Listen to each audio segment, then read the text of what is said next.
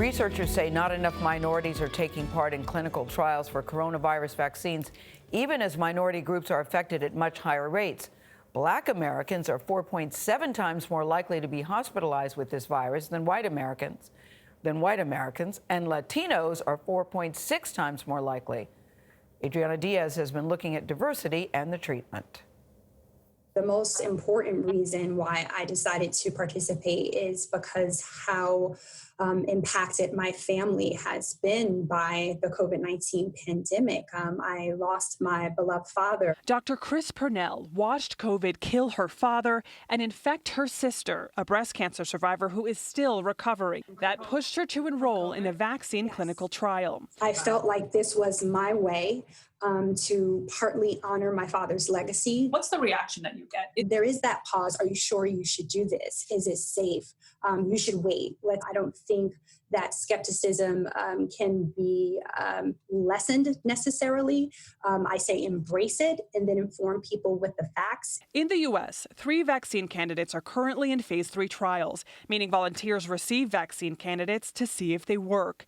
While Latinos represent more than 18% of the U.S. population and African Americans more than 13%, in Pfizer's U.S. trial, only 11% of participants are Latino and 8% are African American. The numbers are slightly better in Moderna's trial, but not by much. AstraZeneca has not publicly provided a racial breakdown of its trials. Dr. Anthony Fauci says representation isn't just about optics, it's about effectiveness. We've got to get a higher percentage of minorities into the clinical trial so that when we get the data, we can say that it applies equally.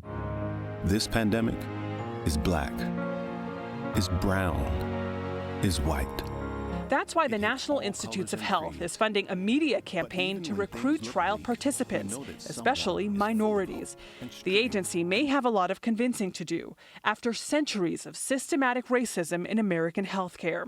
Perhaps most notoriously, the Tuskegee syphilis study, where from 1932 to 1972, the U.S. government withheld medical treatment from hundreds of black men who had syphilis as part of an experiment, even decades after a treatment existed.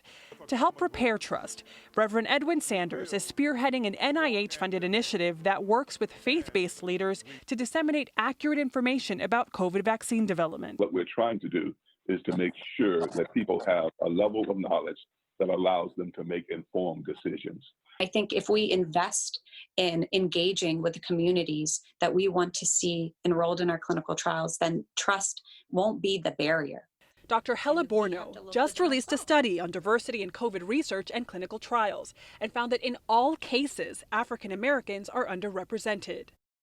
Under recruitment is the primary problem. I think it's an unacceptable cop-out to say that it's just because of mistrust.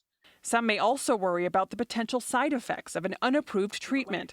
But for trial participant Dr. Purnell, it's worth it. Many people just think, well, I'm not going to take that risk. I'll let someone else do it. Look, I'm willing to be that someone else. We need to be able to get at an answer, and I want to help us get there. Dr. Borno told us that her research indicates that when specific groups are disproportionately affected by a disease, in her experience, they're also more likely to participate in related clinical research. That is good news for the COVID trial happening here at the University of Illinois, Chicago, which is specifically focused on enrolling minorities. Anyone who wants to learn more about potentially participating can go to preventcovid.org. This story certainly got me thinking about it. Gayle? Yeah, I hear you, Adriana. Such a very important story. I'm so glad you're doing it, and bravo to Dr. Purnell. Really important work she's doing.